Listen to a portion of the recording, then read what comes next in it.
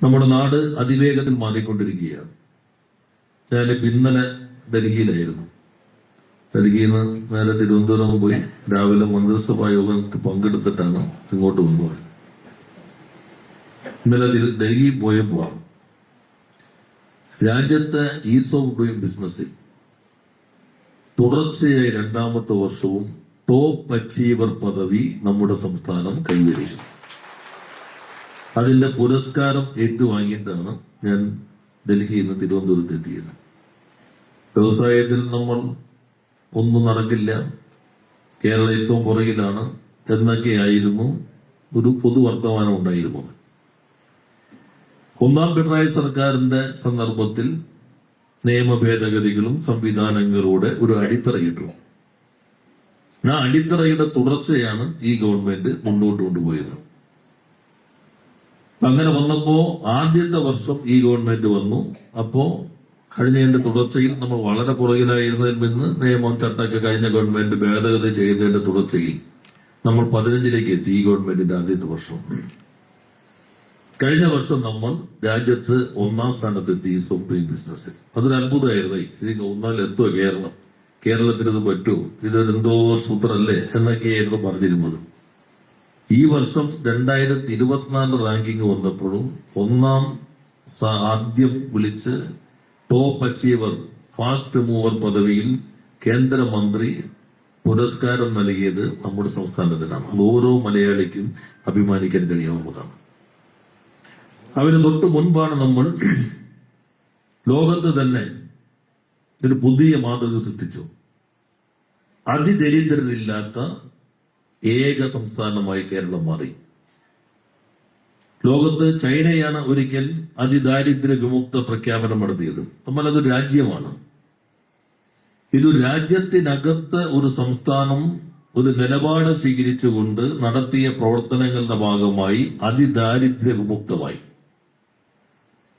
നമ്മുടെ പ്രഖ്യാപനം നിയമസഭ 1ാം തീയതി നടത്തി കഴിഞ്ഞപ്പോൾ ചില വിദഗ്ധരും പത്രങ്ങൾ വഴി ദരിദ്രർ അവിടെ ഇല്ലേ ഇവിടെ ഇല്ലേ, പെട്ടെന്ന് എങ്ങനെയാണ് പ്രഖ്യാപിച്ചത്. യഥാർത്ഥത്തിൽ ഈ ഗവൺമെന്റിന്റെ ആദ്യ മന്ത്രിസഭാ യോഗത്തിന്റെ തീരുമാനമായിരുന്നു അതിദരിദ്ര വിമുക്തമായി സംസ്ഥാനത്തെ മാറ്റണം. അതിന്റെ പ്രവർത്തനങ്ങൾ ഇവിടെ നടന്നു. കഴിഞ്ഞ കൗൺസിലർമാർക്കൊക്കെ അറിയാം. ആദ്യ സർവേ നടന്നു, പരിശീലനം നടത്തിക്കിടയിൽ അതിന്റെ സർവേ നടന്നു. സർവേയിൽ തയ്യാറാക്കിയ ലിസ്റ്റ് ഗ്രാമസഭകൾക്കകത്ത് വാർഡ് സഭകൾക്കകത്ത് അവതരിപ്പിച്ചു. ആ സഭകളുടെ അംഗീകാരത്തോടു കൂടിയാണ് അവരെ അതിദാരിദ്ര്യത്തിൽ നിന്ന് വിമുക്തമാക്കാനുള്ള പ്രവർത്തനം ഏറ്റെടുത്തു. ഞങ്ങൾ ഈ നവംബർ 31-ാം തീയതി ഈ പ്രഖ്യാപനം നടത്തുന്നതിന് 2 ദിവസം മുമ്പ് മന്ത്രിസഭാ യോഗം ചേരുമ്പോൾ ഒരാൾ മാത്രമാണ് അതിൽ നിന്ന് വിമുക്തി നേടാനുണ്ടായിരുന്നുള്ളൂ. അവർക്ക് സ്ഥലം വീടോടുകൂടി വാങ്ങിക്കൊടുക്കാൻ അങ്കമാലി നഗരസഭ തീരുമാനമെടുത്തെങ്കിലും സ്റ്റാമ്പ് ഡ്യൂട്ടി എക്സംഷൻ ആവശ്യമായിരുന്നു. മന്ത്രിസഭ തീരുമാനിച്ചു. അപ്പം തന്നെ ഉത്തരവ് ഇറങ്ങി. 1 മണിക്കൂർ കഴിഞ്ഞ് ഞങ്ങൾ ഇപ്പുറത്ത് വന്ന് ഇതിന്റെ മൊത്തം പ്രവർത്തനങ്ങൾ വീഡിയോ കണ്ടുകൊണ്ടിരിക്കുമ്പോൾ തന്നെ 1 എന്നുള്ളത് 0 ആയിട്ട് മാറി. അങ്ങനെ കേരളം അതിദാരിദ്ര്യ വിമുക്തമായി. ഒരു ചരിത്ര നേട്ടമാണ്. എല്ലാ മേഖലയിലും പറയുന്നില്ല. ഇവിടെ നേരത്തെ മുജീബ് പറഞ്ഞില്ലേ, അമേരിക്കയിലെ ശിശുമരണ നിരക്ക് 5.6 കേരളത്തിൽ അത് 5 മാത്രമാണ്. ലോകത്ത് ഏറ്റവും കുറഞ്ഞ ശിശുമരണ നിരക്കുള്ള പ്രദേശം കേരളമാണ്. ചിലർ ഈ ആശുപത്രിയിൽ ചില പ്രശ്നങ്ങളൊക്കെ നടക്കുന്നുണ്ടല്ലോ. ഇപ്പൊ പണ്ടത്തെ ആശുപത്രി ഇപ്പോഴത്തെ ആശുപത്രി നിങ്ങൾ താരതമ്യം ചെയ്ത് നോക്കി. ആദ്യം നമ്മൾ ജനറൽ ആശുപത്രി കുറെ മാറ്റം വരുത്തി. ഇപ്പൊ എല്ലാ താലൂക്ക്, ജില്ലാ, ജനറൽ ആശുപത്രികൾ, മെഡിക്കൽ കോളേജ് എല്ലാം മാറി. ഇപ്പൊ ഇന്ത്യയിൽ കരട് മാറ്റിവെക്കാൻ സൗകര്യമുള്ള ഒരു മെഡിക്കൽ കോളേജും കേരളത്തിലല്ലാതെ സംസ്ഥാന തലത്തിലില്ല, ഒരിടത്തുമില്ല. കഴിഞ്ഞ ദിവസം കോട്ടയത്ത് വായിച്ചില്ലേ, ശ്വാസകോശം മാറ്റിവെച്ചു. ഇന്ത്യയിൽ ആദ്യമായിട്ടാണ് ഒരു മെഡിക്കൽ കോളേജ് ശ്വാസകോശം മാറ്റി. സർക്കാർ മെഡിക്കൽ കോളേജ്, പ്രൈവറ്റത്തിലുണ്ട്. പിന്നെ കേന്ദ്രത്തിന്റെ എയിംസ് പോലെയുള്ള സ്ഥാപനങ്ങളുണ്ടാവും. പക്ഷെ സംസ്ഥാന ഗവൺമെന്റിന്റെ ഉടമസ്ഥതയിൽ ഒരു മെഡിക്കൽ കോളേജിനകത്ത് അവയവം മാറ്റിവെക്കാൻ സൗകര്യമുള്ള ഏക സംസ്ഥാനം കേരളമാണ്. ഇവിടെ നമ്മുടെ എറണാകുളം ജനറൽ ആശുപത്രിയിൽ ഹൃദയം മാറ്റിവെക്കാനുള്ള സൗകര്യമായി. നേരത്തെ കാത്തലാബ് വന്നു, ഇപ്പോ ഹൃദയം മാറ്റിവെക്കാനുള്ള സൗകര്യം കൂടിയായി.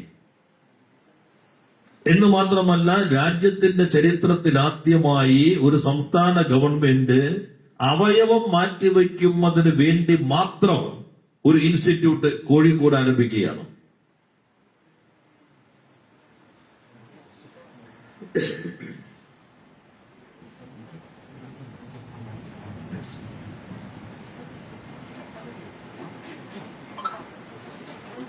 ഓർഗൻ ട്രാൻസ്പ്ലാന്റേഷൻ മാത്രം, അവയവം മാറ്റിവെക്കാൻ വേണ്ടി മാത്രം ഒരു ഇൻസ്റ്റിറ്റ്യൂട്ട് കോഴിക്കോട് ആരംഭിക്കുകയാണ്. ഇപ്പോ വലിയ തിരക്കായി. ഇടത്തരക്കാരുൾപ്പെടെ, നേരത്തെ മറ്റാശുപത്രിയിൽ പോയവരുൾപ്പെടെ ഇത്തരം ചികിത്സകൾക്ക് വേണ്ടി നമ്മുടെ സർക്കാർ ആശുപത്രികളിലേക്ക് ആശ്രയിക്കുന്ന സാഹചര്യം വന്നു. ഏത് മേഖല എടുത്തെല്ലാം ഞാൻ വിശദീകരിക്കുന്നില്ല. ഇവിടെ ഒത്തിരി നേതാക്കന്മാർ പ്രസംഗിക്കേണ്ടത്, സ്ഥാനാർത്ഥികളുടെ പ്രഖ്യാപനമുണ്ട്, ഇതെല്ലാം ഈ കൺവെൻഷന്റെ ഭാഗമായി നടത്തേണ്ടതുണ്ട്. എല്ലാ മേഖലയ്ക്കകത്തും നല്ല മാറ്റമുണ്ടായി. കഴിഞ്ഞ ഗവൺമെന്റ് പൊതുവിദ്യാഭ്യാസത്തിലാണ് കേന്ദ്രീകരിച്ചതെങ്കിൽ ഈ ഗവൺമെന്റ് ഉന്നത വിദ്യാഭ്യാസത്തെ കേന്ദ്രീകരിച്ചു.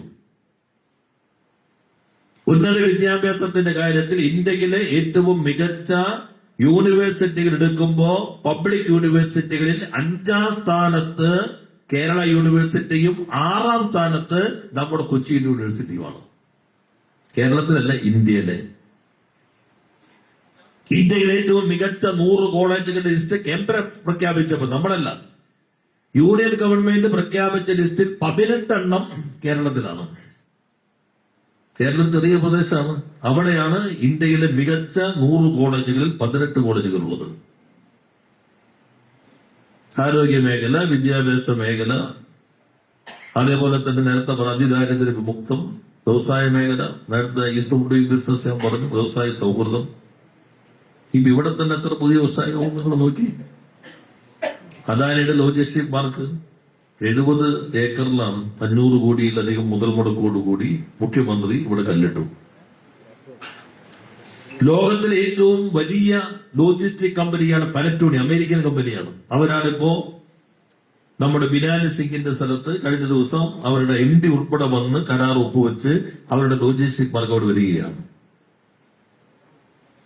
ഇവിടെ തന്നെയാണ് ലുലു. ഇപ്പുറത്ത് മാളാണെങ്കിൽ ആദ്യമായി നേരത്തെ സീ ഫുഡിന്റെ തുടങ്ങി നമ്മുടെ ഇൻഫ്രാ പാർക്കിനകത്ത് 10 ഏക്കറിൽ ഫുഡ് പ്രോസസിംഗിന്റെ പാർക്ക് ഇവിടെ ആരംഭിക്കുകയാണ്. നമ്മുടെ ഇവിടെ തന്നെ. അവിടെ തന്നെ SFL ടെക്നോളജിയുടെ ആപ്പിൾ ഫോണിന്റെ വരെ കമ്പോണന്റ് ഉണ്ടാക്കുന്ന കമ്പനി കിൻഫ്രയുടെ അവിടെ പ്രവർത്തിച്ചുകൊണ്ടിരിക്കുകയാണ്, പൂർത്തീകരിക്കാറായി. നമ്മുടെ ചെറുപ്പക്കാർക്ക് ഇവിടെ തന്നെ ജോലി ചെയ്യാൻ കഴിയുന്ന രൂപത്തിലുള്ള സൗകര്യം.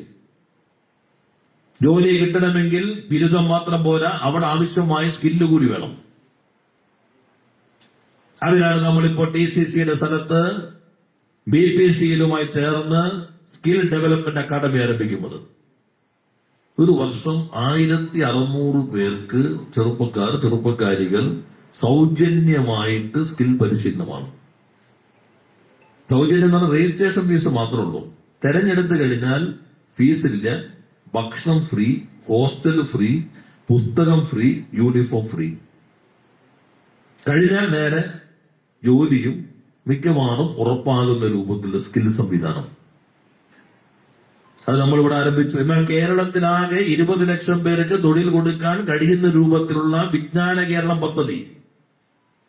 കുടുംബശ്രീ ഓണക്കാലത്ത് 1 ലക്ഷം ആളുകൾക്കാണ് കേരളത്തിൽ തൊഴിൽ ലഭ്യമാക്കിയത്. തൊഴിൽ മേഖലയ്ക്കകത്ത് വലിയ മുന്നേറ്റം. പശ്ചാത്തല സൗകര്യ വികസനം നോക്കിക്കോളൂ.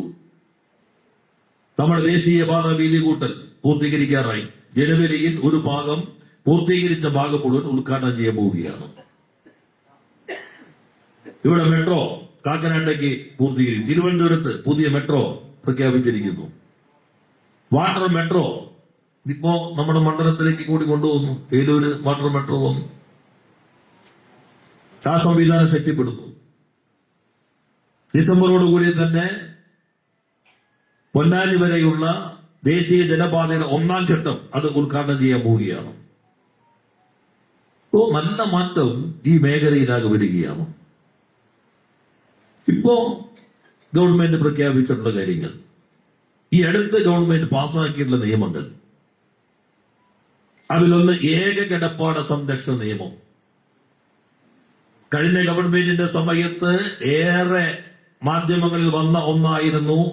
നമ്മുടെ ഈ കളമശ്ശേരി മുനിസിപ്പാലിറ്റി തന്നെയാണ് സർഫാസി നിയമപ്രകാരം ഒരു സ്ത്രീയെ പുറത്തിറക്കുന്നതുമായി ബന്ധപ്പെട്ട് പെടുന്ന ഒത്തിരിയേറെ പ്രശ്നങ്ങൾ. ഓർമ്മയുണ്ടാവുമല്ലോ, കൂനന്തൈ വിളിച്ചതുമാണ്. അതെ, വനാത്തുപാടത്ത്. അതുൾപ്പെടെ നോക്കിക്കൊണ്ട് കഴിഞ്ഞ ഗവൺമെന്റ് ഇത് പരിശോധിക്കാൻ ഒരു കമ്മിറ്റിയെ വെച്ചു. ശർമ്മയായിരുന്നു നിയമസഭാ കമ്മിറ്റിയുടെ ചെയർമാൻ. ആ കമ്മിറ്റി ശുപാർശ കൊടുത്തു. ആ ശുപാർശ നമുക്ക് ഈ നിയമം ഭേദഗതി ചെയ്യാൻ അധികാരമില്ല, കേന്ദ്രത്തോട് ആവശ്യപ്പെടാം. അങ്ങനെ കേരള നിയമസഭ ഏകകണ്ഠമായി ആവശ്യപ്പെട്ടു 10 ലക്ഷം രൂപ വരെ ഒഴിവാക്കണം, സഹകരണ ബാങ്കുകളെ സർഫാസി നിയമത്തിൽ നിന്ന് ഒഴിവാക്കണം. പക്ഷെ തൊട്ടില്ല. ഇപ്പൊ നമ്മൾ ആദ്യത്തെ മന്ത്രിസഭാ യോഗം എടുത്ത തീരുമാനം, ഞങ്ങളെല്ലാം മന്ത്രിമാരായിട്ടുള്ള ആദ്യത്തെ മന്ത്രിസഭാ യോഗത്തിൽ ഒരു തീരുമാനം അതിദാരിദ്ര്യം വിമുക്തമാക്കണം. അതിപ്പോ സ്വായത്തമാക്കി.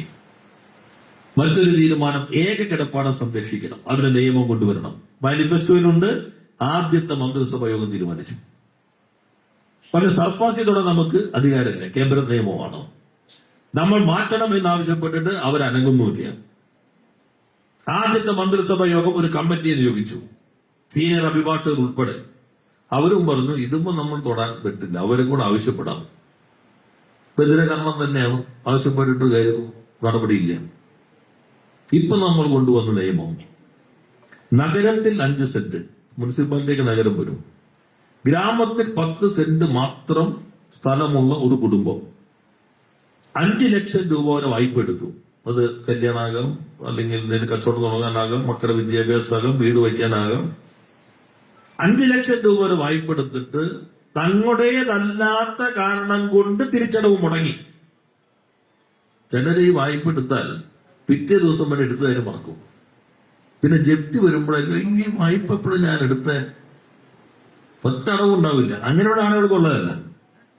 ഇപ്പൊ വായ്പ എടുത്തിട്ട് ഒരാൾ മരണപ്പെട്ടു, അല്ലെങ്കിൽ മാരക രോഗം വന്നു, തിരിച്ചടയ്ക്കാൻ പറ്റാത്ത അവസ്ഥയിലേക്ക് അവരുടേതായ നിയന്ത്രണത്തിൽ പെട്ടതല്ല, തിരിച്ചടവ് മുടങ്ങി, 10 ലക്ഷം രൂപ വരെ കുടിശ്ശികയായി ജപ്തിയിലേക്ക് വന്നാൽ ഈ നിയമം ഇപ്പൊ ഗവർണർ ഒപ്പിട്ടു, നിയമമായി കഴിഞ്ഞു. ജില്ലാതലത്തിൽ കമ്മിറ്റി വരും. ആ കമ്മിറ്റിക്ക് അപേക്ഷ കൊടുത്താൽ ആ കമ്മിറ്റി പരിശോധിക്കും. സ്ഥലം വേറെ ഉണ്ടോ കുടുംബത്തിന്? അച്ഛൻ, അമ്മ, ഭാര്യ, ഭർത്താവ്, മകൻ, മകൾ, ഇതെല്ലാം കുടുംബത്തിൽ പെടും. എവിടെയെങ്കിലും വേറെ സ്ഥലം ഉണ്ടോ? ഇന്നുമില്ല. 5 ലക്ഷം എടുത്ത് ആണോ? 5 ലക്ഷം രൂപ വരെയാണോ? ആണ്. തങ്ങളുടേതല്ലാത്ത കാരണം കൊണ്ട് മുടങ്ങിയതാണോ? അത് കഴിഞ്ഞാൽ അപ്പോ ശുപാർശ ചെയ്ത് സംസ്ഥാന കമ്മിറ്റി കൊടുത്താൽ 30 ദിവസത്തിനുള്ളിൽ അവര് തീരുമാനമെടുത്താൽ കളക്ടർ ബാങ്കിലേക്ക് അടയ്ക്കേണ്ടത് ചർച്ച ചെയ്തിട്ട് ഒരു ധാരണ എത്തും. ഇപ്പൊ 10 ലക്ഷം ആണെങ്കിൽ 8 ലക്ഷം അടച്ചാൽ മതി. ആ 8 ലക്ഷം കളക്ടർ ഗവൺമെന്റിന് വേണ്ടി ഈ ബാങ്കിന് നൽകി, ആധാരം തിരിച്ചെടുത്ത് ഈ കുടുംബത്തിന് നൽകി ആ കിടപ്പാടം സംരക്ഷിക്കുന്ന നിയമം കേരളം ഇപ്പൊ പാസാക്കി. ഈ രാജ്യത്തിന്റെ ചരിത്രത്തിൽ ആദ്യമായി. ചെറിയ കാര്യമല്ല. നമ്മൾ നോക്കിയപ്പോൾ നമ്മൾ 5.5 ലക്ഷത്തോളം വീട് കൊടുത്തു ലൈഫിൽ. കളമശ്ശേരി മാത്രമാണ് അതിനകത്ത് കുറച്ച് പുറകെ വന്നത്. അത് 4,65,000 അനുവദിച്ചു കഴിഞ്ഞു. അപ്പോഴാണ് ഉള്ള വീട്ടിൽ നിന്ന് ഇറങ്ങേണ്ട അവസ്ഥയിൽ നമ്മൾ നിസ്സഹായരായി നിന്നത്. മറ്റു വലിയ വായ്പ കിട്ടുന്നത് വേറെ, പക്ഷെ ഇതുപോലുള്ള സാഹചര്യത്തിൽ ദരിദ്ര പാവപ്പെട്ടവർ, അതാണ് നമ്മൾ ഈ നിയമം പാസ്സാക്കിയത്. രണ്ടാമത് ഇപ്പൊ നിയമസഭ പാസ്സാക്കി ഇനി മുനിസിപ്പൽ കിട്ടേണ്ട സേവനങ്ങൾ സെക്രട്ടറി അവിടെ നോട്ടിഫൈ ചെയ്യണം. ഇന്ന സേവനം ഇത്ര ദിവസം കൊണ്ട് കിട്ടണം.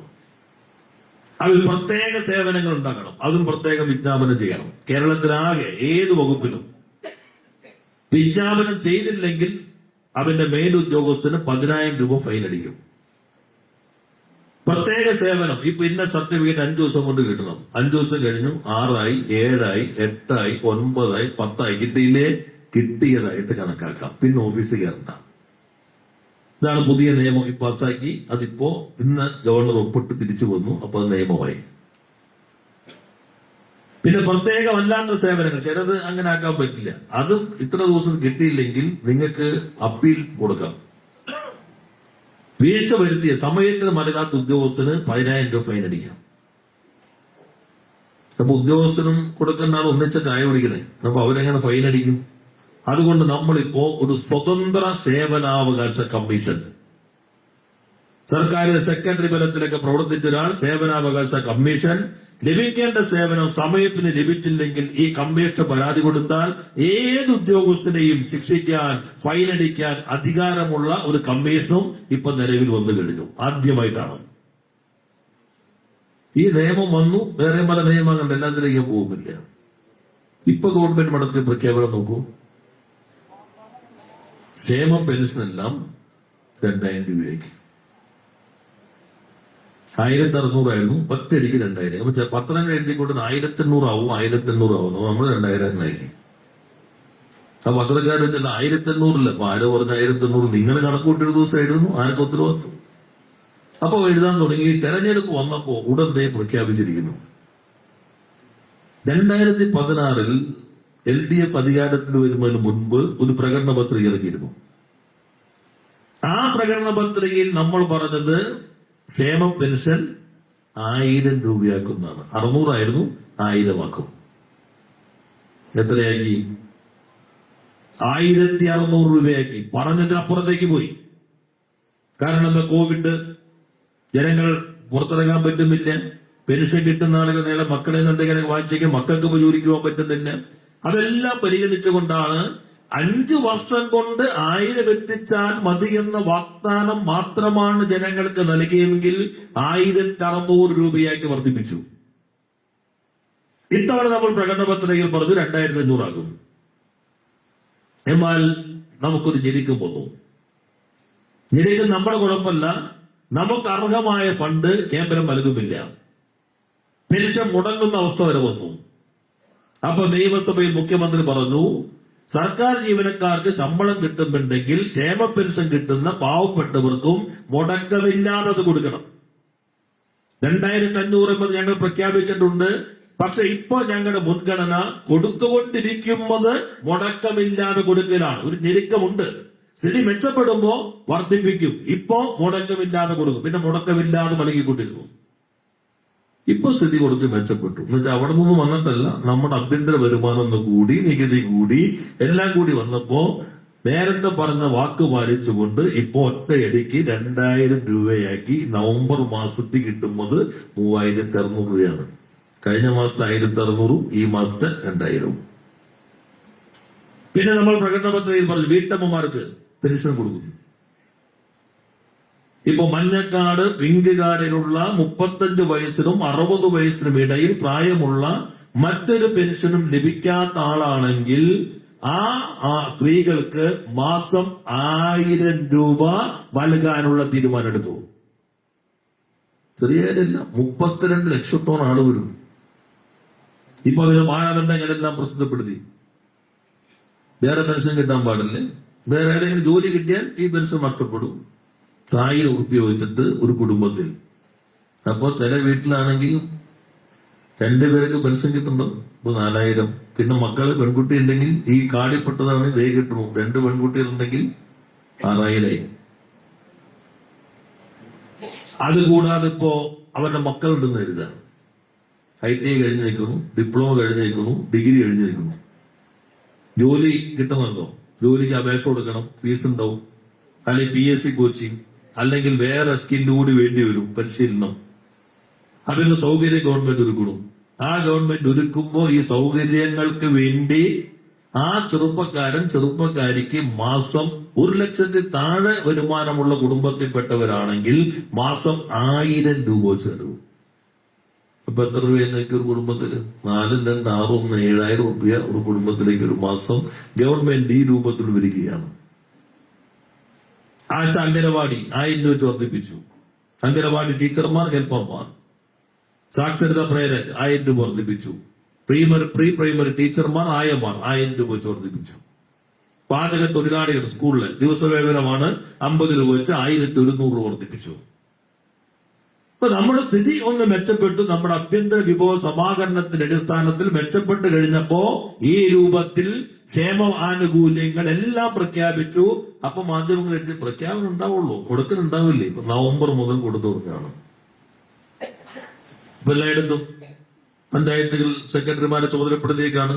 ഈ മഞ്ഞ പിങ്ക് കാർഡിൽപ്പെട്ട ഈ പ്രായപരിധിയിലുള്ള ആളുകളെ ലിസ്റ്റ് എടുക്കണം, ക്രമീകരണം നടത്തണം. നവംബറിൽ തന്നെ ഇലക്ഷൻ വഴിക്ക് നടന്നോളൂ. നവംബറിൽ തന്നെ ഇത് കൊടുത്തിരിക്കണം. ഇപ്പൊ ഈ മാറ്റങ്ങളാകെ വരുന്നു. ഇതിനോടൊപ്പം തന്നെ കളമശ്ശേരിയും വേഗത്തിൽ വികസിക്കുകയാണ്. ഞാൻ തുടക്കത്തിൽ പറഞ്ഞു, ആ വികസനത്തിനോടൊപ്പം നിൽക്കുന്ന ഒരു നഗരസഭ വേണം. ഇപ്പൊ നമ്മൾ മാലിന്യ വിമുക്തമായി, കേരളം നല്ല റാങ്ക് മെച്ചപ്പെട്ടു. കൊച്ചി നഗരസഭ വളരെ പുറകിലായിരുന്നു, ബ്രഹ്മപുരം കത്തി നമ്മളൊരു അവസരമായി എടുത്തു. ഇപ്പൊ നല്ല മാറ്റം വന്നു. രാജ്യത്തെ തന്നെ ഏറ്റവും മികച്ച ശുചിത്വമുള്ള നഗരങ്ങളിലൊന്നായി കൊച്ചി നമ്മുടെ LDF ഭരണത്തിന് കീഴിൽ തെരഞ്ഞെടുക്കപ്പെട്ടു. ഈ കളമശ്ശേരി അപ്പുറത്ത് ഏരൂർക്കൊന്ന് കിടന്നു നോക്കിയേ, മിക്സർ ഉണ്ട്, ഗോപി ഉണ്ട്, ഇവിടെ എല്ലാവരും ഏരൂക്കാരാണല്ലോ, ജോൺസൺ ഉണ്ട്. ചെല്ലുമ്പോ തന്നെ ആ റോഡിന്റെ സൈഡിലെല്ലാം വൃത്തിയായി പൂന്തോട്ടം പോലെയാണ് ചെടിയും. എല്ലാ ചുവരിലും വലിച്ചെറിയരുത്, എല്ലാ ആഹ്വാനങ്ങളും, എല്ലാ വീട്ടിലും QR കോഡ്. ഹരിത കർമ്മസേനയ്ക്ക് ഏറ്റവും കൂടുതൽ ബോണസ് കിട്ടുന്ന നഗരസഭകളിലൊന്ന് ഏരൂര. 10,000 രൂപ കിട്ടി, 50,000 രൂപ, ഇത്തവണ 50,000. ഓരോ ദിവസം കലണ്ടറുണ്ട്, ഇന്ന ദിവസം തന്നെ എടുക്കും. ഞാൻ തന്നെ അവിടെ ലൈബ്രറി ഉദ്ഘാടനം ചെയ്തു. ലൈബ്രറി നമ്മൾ ഉദ്ഘാടനം ചെയ്യുന്ന കൂട്ടത്തിൽ ഹരിത കർമ്മസേനക്കാര് പോയപ്പോ തകഴിയുണ്ട്, റൂമുണ്ട്, മുകുന്ദനുണ്ട്, മാധവിക്കുട്ടിയുണ്ട് ഇതിന്റെ കൂട്ടത്തിൽ. അതെല്ലാം വെച്ചിട്ട് പ്രത്യേക ലൈബ്രറി മുനിസിപ്പാലിറ്റി ഈ കിട്ടിയ പുസ്തകം എല്ലാം വെച്ച് ഹരിത കർമ്മസേന കേരളത്തിൽ ആദ്യമായിട്ട് ലൈബ്രറി ഉണ്ടാക്കി. അവിടെ എത്ര മനോഹരമായിട്ട് ഇടമായി മാറി. നമ്മുടെ സ്ഥലം എങ്ങനെയുണ്ട്? ഞാൻ തന്നെ ശുചിത്വത്തിനൊപ്പം കളമശ്ശേരിയുടെ ഭാഗമായി ഡൽഹി ക്യാമ്പയിൻ നടത്തിയില്ലേ, ഒന്ന് വൃത്തിയായി തിരിച്ചു വന്നപ്പോഴും തീർന്നു. 9 കോടിയാണ് സംസ്ഥാന സർക്കാർ അവിടത്തെ ആ കളമശ്ശേരി കിടക്കുമ്പോൾ തന്നെയുള്ള മാലിന്യമല നീക്കാൻ ബയോമൈനിങ്ങിന് 9 കോടി നൽകി. കളമശ്ശേരിയിൽ പൂർത്തീകരിച്ച് കഴിയുന്നേ ഉള്ളൂ. 9 കോടി ചെറുതല്ല. നഗരസഭ ചെയ്യേണ്ടതാണ്. മാലിന്യം കൊണ്ട് കൂടി കുമ്പാരമായി മലയായി മാറിയപ്പോ അത് ഉണ്ടാക്കാൻ പോകുന്ന പ്രശ്നങ്ങൾ പരിഹരിക്കാൻ വേണ്ടി നമ്മൾ 9 കോടി രൂപയാണ് നൽകിയത്. ഇങ്ങനെ ഓരോന്നെടുത്താൽ ഗവൺമെന്റ് നടപ്പിലാക്കുന്ന കാര്യങ്ങൾക്ക് ഒപ്പമുണ്ടോ? ഇവിടുത്തെ വികസന പ്രവർത്തനങ്ങൾ, സീപോർട്ട് എയർപോർട്ട് റോഡ് 4 നൂറ്റാണ്ടായില്ലേ, അനങ്ങിയിട്ടില്ലല്ലോ. കേന്ദ്രവും കേരളവും ഒന്നിച്ചു വരുന്നില്ലേ? HMD NAD കേന്ദ്രത്തിന്റെ കയ്യിലല്ലേ? സംസ്ഥാനത്ത് PWD തന്നെ കളമശ്ശേരി ഉണ്ടായില്ലേ? 1 ഇഞ്ച് ഭൂമി പോയോ? ഇപ്പൊ നമ്മൾ HMDയുടെ സ്ഥലവും ഏറ്റെടുത്തു, NADയുടെ സ്ഥലവും ഏറ്റെടുത്തു. അത് ഏറ്റെടുത്ത് കോടതി, HMDയുടെ തന്നെ കോടതി കെട്ടിയേക്കുന്നത്, NADയുടെ അവർക്ക് കൈമാറി. ഇപ്പോ അതിന്റെ റിവേഴ്സ് എസ്റ്റിമേറ്റ് കൂടി അംഗീകരിച്ച് വന്നാൽ ഇത് കഴിയുമ്പോഴേക്കും ആ റോഡിന്റെ നിർമ്മാണം ആരംഭിക്കും. അവിടെ നിൽക്കില്ല, അവിടെ നിന്ന് അങ്ങോട്ട് മകളാലയം വരെയുള്ള എന്റെ സ്ഥലം ഏറ്റെടുത്തുകൊണ്ടിരിക്കുകയാണ്. ഡിസംബറിൽ ആ സ്ഥലം ഏറ്റെടുക്കൽ തീരും. NAD റോഡ് എന്തൊരു കിടപ്പായിരുന്നു, പൊട്ടി പൊളിഞ്ഞ് സൈഡിൽ മുഴുവൻ മാലിന്യം. റോഡാണെങ്കിൽ കുണ്ടും കുഴിയും. ആരുടേനില്ല, ക്യാമ്പ് ഡിഫൻസിന്റെ കീഴിലാണ്. ഇപ്പൊ നമ്മൾ ഭരണാനുമതിയായി 17.5 കോടി രൂപ HMD മുതൽ തുറപ്പ് വരെയുള്ള NAD റോഡ് ഈ ഗവൺമെന്റ് പുനർനിർമ്മിക്കുകയാണ്. വീതി കൂട്ടി നിർമ്മിക്കുകയാണ്. 8 മീറ്റർ വീതി, 5-6 വാർഡുകൾ പോകുന്ന സ്ഥലമാണ്. എത്ര കാലമായി കിടക്കണത്? ഈ പറഞ്ഞ പോലെ NAD കേന്ദ്രത്തിന്റെ ഇപ്പുറത്ത് സംസ്ഥാനം UDF എല്ലാം ഭരിച്ചില്ലേ? എന്തെങ്കിലും ചെയ്യാൻ പറ്റും? ഇപ്പോ നമ്മൾ ടെൻഡറിലേക്ക് പോവാണ്. ഇനി പെരുമാറ്റച്ചട്ടമുള്ളതുകൊണ്ട് കമ്മീഷൻ കൂടി അംഗീകരിച്ചാൽ ബാക്കി നടപടി കൂടി മുന്നോട്ട് പോകും. നിർമ്മാണം അതിവേഗത്തിൽ പോകും. 8 മീറ്റർ വീതി വരും. സൈഡൊക്കെ കെട്ടി ഉറപ്പിച്ച് നല്ല 1-ാം നമ്പർ റോഡായി. ജുഡീഷ്യൽ സിറ്റി വരാണ്. ഇപ്പോൾ നല്ല നഗരസഭ ഇല്ലെങ്കിലുള്ള പ്രശ്നമാണ്. എത്രയാ? 1000 കോടിയുടെയാണ് ജുഡീഷ്യൽ സിറ്റി. ഹൈക്കോടതി ഉൾപ്പെടെയുള്ള എല്ലാ നിയമ സംവിധാനങ്ങളും കളമശ്ശേരിക്ക് വരികയാണ്. മന്ത്രിസഭ ഭരണാനുമതി നൽകി. ആദ്യം 29 ഏക്കറിലാണ് വരുന്നത്. അവിടെ ജുഡീഷ്യൽ സിറ്റി വരുമ്പോ അതിനപ്പുറത്ത് ക്യാൻസർ സെന്റർ ഉദ്ഘാടന സജ്ജമായി. എല്ലാ മെഷീനും വന്നു കഴിഞ്ഞു. നേരത്തെ എല്ലാ ഉദ്ഘാടനവും ഇപ്പൊ നടക്കുമ്പോൾ അടിയിലൊരു കല്ലുണ്ടെന്ന് പറഞ്ഞത്. ഇവിടെ ആ കല്ല് അന്വേഷിച്ച് നമ്മൾ 2016-15 പോയി നോക്കി. ഒരു റീത്ത് വയ്ക്കാന്ന് വെച്ചിട്ട് നോക്കിയപ്പോ ശശി കല്ല് പോലും ഇല്ല നമ്മൾ ഓർമ്മയില്ലേ. തെരഞ്ഞു നോക്കിയിട്ട് എവിടെ കല്ലിട്ടെന്ന് പിടിയില്ല. റീത്ത് വയ്ക്കാൻ കല്ല് കാണണ്ടേ? അപ്പൊ നമ്മൾ അവസാനം വഴി കൊണ്ടുവച്ചിട്ടാണ് തിരിച്ചു വന്നത് 15. ഒന്നാം പിണറായി സർക്കാരിന്റെ കാലഘട്ടത്തിൽ അവിടെ IPO തുടങ്ങി, കെട്ടിടം ആരംഭിച്ചു. ഇപ്പോ അതിമനോഹരമായി 385 കോടി രൂപയുടെ പദ്ധതി അത് പൂർത്തീകരിച്ചു. സ്റ്റാഫ് ഫിക്സിന്റെ ക്രിയേഷൻ വേണം, അതുകൂടി ഈ തെരഞ്ഞെടുപ്പിന്റെ പെരുമാറ്റച്ചട്ടം കഴിഞ്ഞാൽ സ്റ്റാഫിന്റെ തസ്തികകൾ കൂടി അംഗീകരിച്ചു കഴിഞ്ഞാൽ മുഖ്യമന്ത്രി വന്ന് അതിവേഗത്തിൽ ഉദ്ഘാടനം ചെയ്യാൻ പോകുന്നത് ഇതാണ്. അതുപോലെ തന്നെ അവിടെ നിർമ്മാണം തുടങ്ങുമ്പോൾ കഴിഞ്ഞു, ഇനി പ്രവർത്തനത്തിലേക്ക് പോകുമ്പോൾ ക്യാൻസർ രോഗികളൊക്കെ വന്നാൽ കീമോ ചെയ്ത് വീട്ടിൽ പോയി വരാം ആളുകൾക്ക്. പക്ഷെ മലപ്പുറത്ത് വരും, തൃശ്ശൂരിൽ നിന്നും, പാലക്കാട് നിന്ന് വരും, ജില്ലയുടെ പല ഭാഗത്ത് വരും. BPCനോട് പറഞ്ഞു 12 കോടി അവരുടെ CSR ഫണ്ട് നൽകി അവിടെ നമ്മൾ 7 നിലയിൽ കെട്ടിടം പണിയാണ്. അപ്പൊ അവിടെ താമസിക്കാം, കീമോ എടുക്കാം, തിരിച്ചവിടെ പോവാം. കിടപ്പ് രോഗികളുടെ കൂട്ടിരിപ്പുകാർ അവർക്കും അവിടെ താമസിക്കാം. വരുമാനത്തിനനുസരിച്ച് നോമിനലായിട്ട് ഫീസ്, മറ്റു കാര്യങ്ങളെല്ലാം അവിടെ തന്നെ ഉണ്ടാവും. അതിന്റെ നിർമ്മാണം ആരംഭിക്കാൻ പോവാണ്. അതുപോലെ തന്നെയാണ് 241.25 കോടിയുടെയാണ് 241 കോടി 73 ലക്ഷം നമ്മുടെ സൂപ്പർ സ്പെഷ്യാലിറ്റി ബ്ലോക്ക്, അതിന്റെ പണി കഴിഞ്ഞു, ഉദ്ഘാടനം സജ്ജമായി.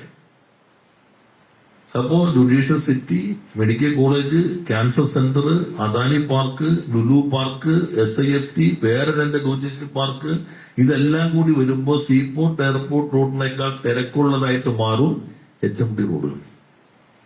അതുകൊണ്ടാണ് കഴിഞ്ഞ യോഗത്തിൽ തീരുമാനിച്ചത് സീപോർട്ട് എയർപോർട്ട് റോഡ് വേഗത്തിൽ മുന്നോട്ട് പോകുമ്പോൾ തന്നെ അവിടെ ആ ജംഗ്ഷനിൽ ഒരു ഫ്ലൈ ഓവർ വേണ്ടി വരും, അല്ലെങ്കിൽ പിന്നെ അതായിരിക്കും വലിയ കുരുക്ക്. അതിപ്പോ അതിന്റെ പഠനം നടത്താൻ തീരുമാനിച്ചിരിക്കുകയാണ്. ഇങ്ങനെ സമഗ്രമായ മാറ്റം വരികയാണ്. അപ്പൊ ഇതിനൊപ്പം വേഗതയിൽ സഞ്ചരിക്കാൻ പറ്റുന്ന നഗരസഭ ഉണ്ടാകണം. കുടിവെള്ളം ഇപ്പോ ഇവിടെ തന്നെ ശശിയുടെ മേഖലയിൽ ഉള്ള കുടിവെള്ളം ഇപ്പം നമ്മുടെ ഫണ്ട് കൊടുത്തിട്ടാണ്, അതെല്ലാം പൂർത്തീകരിച്ചു. അതുപോലെ നമ്മുടെ VP മരക്കാർ റോഡിൽ 1.29 കോടി അത് നൽകി അവിടുത്തെ പദ്ധതി പൂർത്തീകരിച്ചു. അമൃത് പദ്ധതി 13 കോടിയാണ്. 2 പദ്ധതികൾ അംഗീകാരം നൽകി അതിന്റെ നിർമ്മാണ പ്രവർത്തനങ്ങൾ ആരംഭിച്ചു. കുടിവെള്ളത്തിന്റെ കാര്യത്തിൽ ഒരു പ്രശ്നമില്ലാത്ത രൂപത്തിൽ മാറാൻ ഗവൺമെന്റ് എല്ലാം മുൻകൈയെടുത്തിരിക്കുകയാണ്. ഇനി 190 MLD ആലുവ പദ്ധതിക്ക് അംഗീകാരം നൽകി 119 കോടി ലിറ്റർ അടിക്കുമ്പോൾ കളമശ്ശേരി നഗരസഭയുടെ കുടിവെള്ളവും കൂടി ഉൾപ്പെടുത്തിക്കൊണ്ടാണ്. അപ്പോൾ ശാശ്വതമായ പരിഹാരം 50 വർഷത്തേക്ക് വരികയാണ്. എല്ലാ മേഖലയിലെ കാര്യങ്ങളും പറയുന്നില്ല. അതിനോടൊപ്പം വേഗതയിൽ ഇനിയും വരണമെങ്കിൽ നഗരസഭ ഒപ്പം വെക്കണം. എത്രയോ കാര്യങ്ങൾ നമുക്ക് ചെയ്യാൻ പറ്റും. ദേശീയ നമ്മുടെ ഓപ്പൺ മേഖലകൾ, ഗ്രൗണ്ട് നോക്കി എത്ര കാലം കാഞ്ഞിരപ്പള്ളി ഗ്രൗണ്ട്, ആ മേഖലയിൽ ഗ്രൗണ്ട് ഉണ്ടായോ? ഗ്രൗണ്ട് ഉദ്ഘാടനം ചെയ്തു. നല്ല ഫുട്ബോൾ മേള നടക്കാൻ പോകണം അവിടെ. വട്ടേക്കൊന്നും ഭാഗത്ത് ഒരു സ്ഥലമില്ല. അവസാനമാണ് കാർബോറിന്റെ സ്ഥലം നൽകി അതിപ്പോ നിർമ്മാണം നടന്നു. ഇത് കഴിയുമ്പോഴേക്കും ഉദ്ഘാടനം ചെയ്യാൻ കഴിയും. ക്ലാസ് കോളനി ഓപ്പൺ ജിം നല്ല രീതിയിൽ പോകുന്നു. ഇനിയിപ്പോ നമ്മുടെ സൗത്ത് എലമശ്ശേരി പാർക്കിൽ നാം പാലത്തിനടിയിൽ വരുന്നു. മരക്കാർ റഫീഖിന്റെ വാർഡിൽ ഓപ്പൺ ജിമ്മിന്റെ ഇത് വരുന്നു. രാജേഷ് റാണിയുടെ അവിടെ ഓപ്പൺ ജിമ്മിന്റെ നിർമ്മാണ പ്രവർത്തനങ്ങൾക്ക് ആരംഭം കുറിച്ചു. ഇതെല്ലാം നഗരസഭ ചെയ്യേണ്ട മുൻകൈ എടുക്കേണ്ട കുറെ കാര്യങ്ങളാണ്. ഇവിടെ പറഞ്ഞില്ലേ, മുജീബ് ഇൻഡോർ സ്റ്റേഡിയമാണോ എന്ന് വെച്ചാൽ സ്റ്റേഡിയാണ്, കോംപ്ലക്സ് ആണോ വെച്ചാൽ കോംപ്ലക്സ് ആണ്, ഷോപ്പിംഗ് കോംപ്ലക്സ് ആണോ വെച്ചാൽ അതാണ്. എന്തോ അതെല്ലാം ആണോ വെച്ചാൽ ഒന്നുമല്ല. എത്ര കാലൊക്കെയുണ്ട്. ഒരു 34 കഴിഞ്ഞോണം പോയി അല്ലേ, കിട്ടിയെന്ന് വെച്ചിട്ട് പോയി. എല്ലാവരും കൂടി ഒന്നിച്ചിറങ്ങിയാൽ കളമശ്ശേരി കയ്യിലിരിക്കും, ഒരു സംശയവുമില്ല. ഒന്നിച്ചിറങ്ങണം. എന്റെ വാർഡ് മാത്രമല്ല, എല്ലാ വാർഡിനും ജയിക്കണം. ഇടതുപക്ഷ ജനാധിപത്യ മുന്നണി മാതൃകാപരമായിട്ട് രമേശന്റെ ഒക്കെ നേതൃത്വത്തിൽ, അതുപോലെ തന്നെ നമ്മുടെ കൺവീനറുണ്ട്, എല്ലാവരും കൂടി ചേർന്ന് മികച്ച രൂപത്തിൽ എല്ലാ പ്രശ്നങ്ങളും ചർച്ച ചെയ്ത് ഒരേ ധാരണയോടുകൂടി മുന്നോട്ട് വരികയാണ്.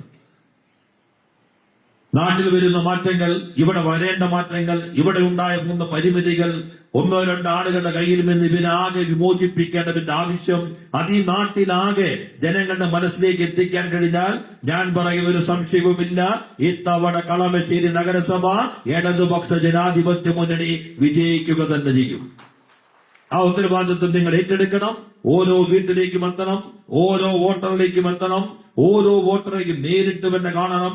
നമ്മുടെ ഇടതുപക്ഷ ജനാധിപത്യത്തിന്റെ സ്ഥാനാർത്ഥി ഏത് പാർട്ടിയുമില്ല, സ്വതന്ത്രനെന്നോ മുന്നണിയെ CPM, CPI മറ്റു പാർട്ടികൾ ഒന്നുമില്ല, ഒറ്റ LDF-ന്റെ സ്ഥാനാർത്ഥി. ആ LDF-ന്റെ സ്ഥാനാർത്ഥി എന്ന നിലയിൽ ഒരേ മനസ്സോടുകൂടി എല്ലാവരും രംഗത്തിറങ്ങി നമ്മുടെ സ്ഥാനാർത്ഥികളെ വിജയിപ്പിച്ച് ഈ സംസ്ഥാന സർക്കാരിനൊപ്പം തുടർച്ചയ്ക്ക് വേണ്ടിയുള്ള അന്തരീക്ഷം രൂപം കൊള്ളുമ്പോ ഇടതുപക്ഷത്തിന്റെ മൂന്നാം സർക്കാരിനൊപ്പം നിൽക്കാൻ കഴിയുന്ന ഒരു ഭരണ സംവിധാനം കളമശ്ശേരി നഗരസഭയിൽ ഉണ്ടാകണം എന്നുകൂടി അഭ്യർത്ഥിച്ചുകൊണ്ട് ഈ കൺവെൻഷൻ ഉദ്ഘാടനം അറിയിച്ച് വാക്കുകൾ അവസാനിപ്പിക്കുന്നു. എല്ലാവർക്കും അഭിവാദ്യങ്ങൾ.